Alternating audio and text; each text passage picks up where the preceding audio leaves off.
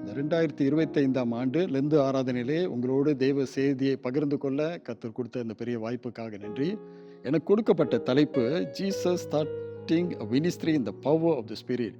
இயேசுவானவர் அவருடைய ஊழியத்தை தேவனுடைய பரிசுத்த ஆவியினுடைய வல்லமையினாலே ஆரம்பிக்கிறார் என்று எழுதப்பட்டிருக்கிறது. இந்த இந்த தலைப்பு எனக்கு வேத பகுதியானது லூக்கா எழுதின சுவிசேஷம் 4ஆம் அதிகாரம் வசனங்கள் 14 21 வரைக்கும் இருக்கிற பகுதியிலே காணப்படுகிறது. இயேசுவானவர் இது ஒரு டிக்ளரேஷன் மாதிரி தெரியப்படுத்துகிறார். அவருடைய ஊழியத்தை குறித்து அவர் சொல்லுகிறாரு.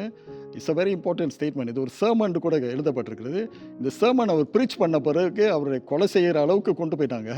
அந்த மாதிரி ஒரு சூழ்நிலையில் இந்த பகுதி எழுதப்பட்டிருக்குது. இதில் ஐசாயா தீர்க்கதரிசி 61ஆம் அதிகாரம் வசனங்கள் 1, 2 அவர் படிக்கிறார்ல, அந்த பகுதியில் அவர் சொல்கிற முக்கியமான வார்த்தை, the spirit of the Lord is on me, he has anointed me to proclaim good news to the poor. கர்த்தருடைய ஆவியானவர் என் மேல் இருக்கிறார், தரித்திரருக்கு சுவிசேஷத்தை பிரசங்கிக்கும்படி என்னை அபிஷேகம் பண்ணினார். சில முக்கியமான வார்த்தைகள் இதில் இருக்கிறது.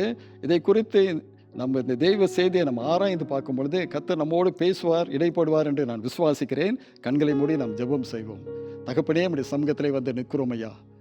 நீர் வந்தீரையா, ஊழியம் செய்ய ஊழியக்காரராக வந்தீரையா.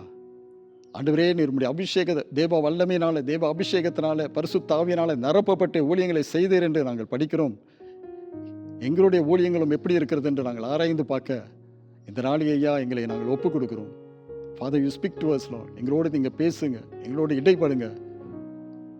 இயேசுவின் நிமித்தம் ஜெபிக்கிறோம் பிதாவே, ஆமென்.